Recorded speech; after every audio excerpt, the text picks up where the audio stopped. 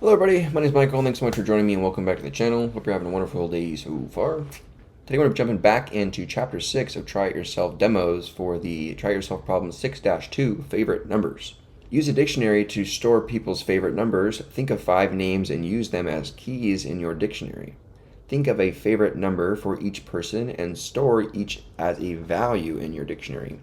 Print each person's name and their favorite number. For even more fun, pull a few friends. Alright, this is pretty similar to our previous problem, 6-1 person, so if you haven't seen that, go check that one out for understanding how to actually create dictionaries, but we'll go over it again here. So we're going to create a dictionary called numbers, and to do that, we're going to use these curly braces, right? We're going to open up the dictionary, and a dictionary is just a sequence of key value pairs. So you have a key and associated value. Unlike lists, where lists are associated with indexes, the values are accessed via their keys. And you don't need to know what order they're in, you just need to access them via their key. Though newer versions of Python actually maintain order of the dictionary. So we want to think of 5 names and use those as the keys in our dictionary. So these names are going to be strings, so let's use quotes. And we'll say Michael. We'll say that his favorite number, we'll use this colon, is 10. Quote. We have, let's say, Joe. Their favorite number is 25. Let's say we have Tim. Their favorite number is, let's say, 13 or 14, whatever.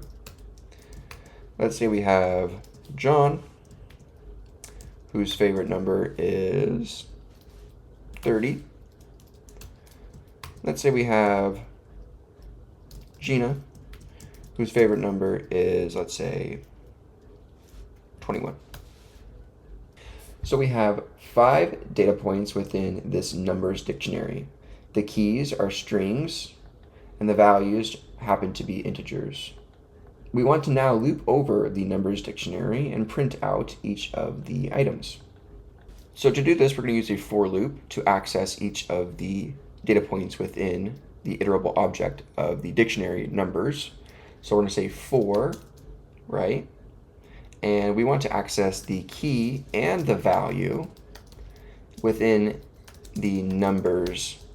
And in order to do this, we need to use the method .items, which will unpack both the key and the value for each object or data point. All right, let's go ahead and use a print function to actually write out what we want to display to the terminal and use a format string to dynamically insert the key value variables or variables in general to our string. So we're going to start by saying the key apostrophe s favorite number is, and we'll insert the value and we'll say exclamation mark.